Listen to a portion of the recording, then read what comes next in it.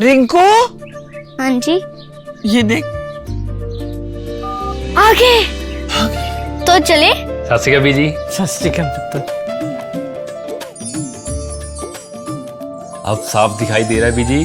बहुत साफ दिखाई दे रहा है। बीजी इतने टाइम बाद नए चश्मे बनवा ही लिए। किसी अपने ने पैसे भेजे और हर महीने पैसे भेजेंगे। वाह। फोना ते टू होਊਗੀ ਤੁਹਾਡੇ 1 ਤਰੀਕ ਤੋਂ ਬਾਅਦ। ਇਹ ਤੁਹਾਡੇ ਪੈਸੇ ਨੇ, ਇਹਦੇ ਨਾਲ ਕੋਈ ਅਮੀਰ ਨਹੀਂ ਹੋ ਜਾਣਾ ਤੁਸੀਂ।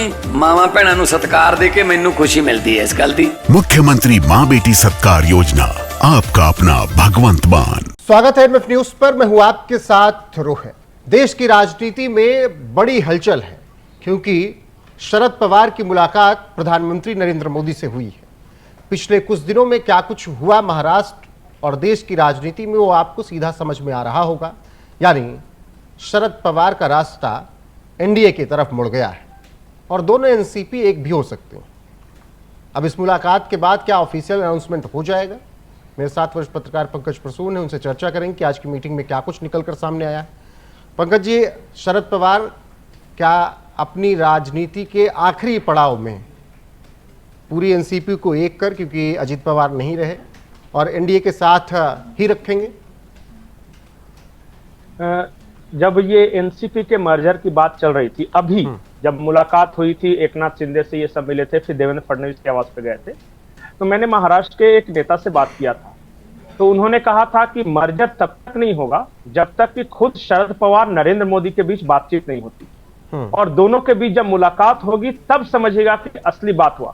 क्योंकि छोटे मोटे नेता मिलते रहेंगे, इंटीग्रिटी पे बात करते रहेंगे, लेकिन जब तक ये दोनों नहीं मिलेंगे ना, क्योंकि कुछ इश्यूज है और ये दोनों चाह जाएंगे तो आज, चाह जाएंगे तो आज हो जाएगा। अब उन्होंने उस दिन कहा था, मैं सोच रहा था पता नहीं शरद पवार मिलने जाएंगे कि नहीं। अब दिल्ली में आज ये मुलाकात हुई और तस्वीरें आई, पर कहानी सिर्फ इतनी नहीं है। मर्जर वगैरह छोटी चीज है और वो तो पॉलिटिकल प्रोसेस है, वो होता रहता है। जैसे ही नरेंद्र मोदी से मिले शरद पवार, उसके बाद वो निकल के कहां जाते हैं? नरेंद्र मोदी से मुलाकात करने के बाद वो जाते हैं सीधे जंतर मंतर, और जंतर मंतर में जाकर वो मुलाकात करते हैं अभिजीत दीपके और टीम से। और वो मैंने वो तस्वीरें आपके पास भेज दी है, वो दिख रहा है स्क्रीन पर भी। अब नरेंद्र मोदी से मुलाकात करने के बाद शरद पवार जैसा नेता अगर स्टूडेंट के पास जाता है तो ये मैसेज बहुत बड़ा है। और मैसेज क्या है मैं आपको बता रहा हूं। अब जो भी बीच का बातचीत कर रहे थे वो प्रोटेस्टर्स और सरकार के बीच में, वो उतना सफल नहीं हो रहा था। अब सीधे मोदी जी ने इस पूरे मसले को अपने हाथ में ले लिया है और उन्होंने किसी को नहीं लगाया। उन्होंने एक ऐसे, देखिए, अगर बीजेपी का कोई आदमी लगेगा या फिर कोई ब्यूरोक्रेट्स लगेगा तो फिर छात्र शायद नहीं मानेंगे। उन्होंने चुना विपक्ष के एक बहुत बड़े कद्दावर नेता को कि आप जाइए, आप बात कीजिए और आप पुल का काम कीजिए सरकार और प्रोटेस्टर्स के बीच। और छात्रों को यह लगना चाहिए कि सीधे प्रधानमंत्री हमसे बात करना चाहता है। और भेजा भी किसी हल्के आदमी को नहीं भेजा, भेजा भी तो शरद पवार जैसे दिग्गज को, अपोजिशन लीडर को भेजा है। वो अभी तक तो वो तो विरोध में ही है ना, बिल्कुल उनको भेजा है। तो देखिए कद किस लेवल के बातचीत हो रही है। दूसरी और महत्वपूर्ण बात, जो एनसीपी शरद पवार गुट का जो राष्ट्रीय प्रवक्ता है, जिसके बारे में हमने बताया, उसी के घर में ठहरे हुए थे ये अभिजीत दीपके। वो जो जंतर मंतर के पास जो घर था ना, जहां पे ये गए थे, गवांडे नाम है उनका, अनीश गवांडे। तो अनीश गवांडे किसके राष्ट्रीय प्रवक्ता हैं? शरद पवार की पार्टी के। और अनीश गवांडे किसके सबसे अच्छे दोस्त हैं?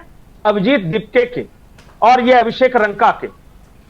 तो समझ में आ गया लिंक कि कैसे जुड़ेगा। और उसके बाद सीधे कहा गया है कि देख, इधर उधर की बात मत कर, पुलिस जो भी है जैसा है, प्रधानमंत्री जी बात कर रहे हैं, मोदी जी बात कर रहे हैं आपसे, और मैं उसमें मीडिएट कर रहा हूं, शरद पवार मीडिएट कर रहा हूं। यह बहुत बड़ा आइस ब्रेकर है बिल्कुल इस पूरे आंदोलन में। अब छात्रों के बीच भी एक संदेश जाएगा कि चाहे कितना भी गुस्सा हो, कुछ भी हो, सरकार छात्रों से बात करने के लिए तैयार है। हां, सरकार की तरफ से एक कि जो भी छात्र हैं, जो जेन्युइन छात्र हैं, उनकी सारी बातें मंजूर है, आपका कहा सर माथे पर, लेकिन अपने आंदोलन को उन लोगों को इस्तेमाल मत करने दीजिए जिनकी मंशा गलत है। कुछ लोग ऐसे हैं जो इस आंदोलन का अपने राजनीतिक फायदे के लिए इस्तेमाल करना चाहते हैं और वो अपना पॉलिटिकल स्कोर सेटल करना चाहते हैं सरकार के साथ इन स्टूडेंट का सहारा ले। बिल्कुल। तो और उन लंपटों के लिए निर्ममता। यही पॉलिसी है सरकार की। छात्र जो कहेंगे हम सुनेंगे। बिल्कुल पंकज, अगर वो नहीं इन 3-4 पॉइंट्स पर अगर ध्यान दें कि प्रधानमंत्री नरेंद्र मोदी से शरद पवार की मुलाकात, और मुलाकात की वो तस्वीरें की प्रधानमंत्री ने हाथ थामा, उनको हाथ थामते हुए फिर लेकर आए, वहां पर जो बातचीत हुई, शरद पवार की जंतर मंतर पर मुलाकात, सुप्रिया सुले की मुलाकात, फिर एनसीपी और अभिजीत दीप के वो वाला एक लिंक, फिर अभिजीत दीप के महाराष्ट्र से ही, तो पूरी तरीके से आपको क्या लग रहा है कि ये आखिरी दांव सरकार की तरफ से है प्रोटेस्टर्स को समझाने का, अगर शरद पवार की इसमें एंट्री हो रही है तो? महाराष्ट्र लिंक की बात नहीं है। ये बात सही है कि अभिजीत दीप्ते महाराष्ट्र के हैं, ये बात सही है कि अनीश गवांडे भी महाराष्ट्र के हैं, और ये पूरा आंदोलन महाराष्ट्र के लोग लीड कर रहे हैं। और ये बात भी सही है कि शरद पवार की बहुत रिस्पेक्ट करते हैं अभिजीत दीप्ते। लेकिन सबसे महत्वपूर्ण बात यह है कि Sharad Pawar is very good negotiator, बहुत अच्छा नेगोशिएटर है, और इनका पूरा पॉलिटिकल करियर विपरीत विचारधाराओं को साधने में ही लगा है। शरद पवार एक ऐसे नेता हैं जिनको आप किसी भी पॉलिटिकल पार्टी में आज भेज दिए तो वो बात कर सकते हैं। वो बीजेपी से भी बात कर सकते हैं, वो उद्धव ठाकरे से भी बात कर सकते हैं, वो तेजस्वी से भी बात कर सकते हैं, वो समाजवादी पार्टी से भी बात कर सकते हैं। मतलब ये एक ऐसा नेता है जिसकी हर पार्टी में पकड़ है और हर पार्टी से बात कर सकता है। ऐसा नेता एक एसेट होता है जब आप नेगोशिएट करते हो सामने वाले से, चाहे वो सरकार के खिलाफ हो या सरकार के समर्थन में हो, शरद पवार से बात कर लेंगे। और ऐसे नेता की तलाश थी, और बड़े नेता की तलाश थी। देखिए छोटे, जैसे देखिए प्रोटेस्टर्स को भी तो ये स्टूडेंट को बताना चाहेगा ना कोई भी कि देखो सीधे प्रधानमंत्री बात कर रहे हैं, अब इससे ज्यादा कोई नहीं बात कर सकता तुमसे, तो प्लीज इस मौके का फायदा उठाओ। और कब तक रहोगे, कब तक ये लाठी डंडे ये सब का कभी ना कभी तो टाइम बीतेगा। तो सबसे बेहतर यह है कि सरकार के साथ बात कर लो, और सिर्फ स्तर पे बात कर लो, और इसमें सॉल्यूशन निकलेगा। और फिर सॉल्यूशन उनको कहा कि तुम जो बताना चाहते हो बताओ ना, हम भी रहेंगे ना वहां पे। तो अब इस स्तर तक बातचीत पहुंच गई। देखिए सरकार के अंदर शुरू से एक चीज मान्यता थी, स्टूडेंट हैं उनका दर्द सही है, लेकिन स्टूडेंट की आड़ में जो कम्युनिस्ट आईसा वाले और वो केजरीवाल और समाजवादी तो कांग्रेस ये सब आ रहे हैं, ये फायदा उठा रहे हैं।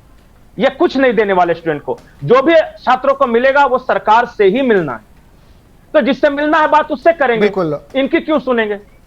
बिल्कुल, बातचीत सरकार और छात्रों के बीच में होगी तभी समाधान हो पाएगा। और अब ब्रिज का काम करते हुए शरद पवार यहां पर नजर आ रहे हैं, क्योंकि प्रधानमंत्री से मुलाकात, फिर अभिजीत दीप्ते से मुलाकात, सुप्रिया सुले भी पहुंची थी, तो बहुत कुछ आगे होने वाला है।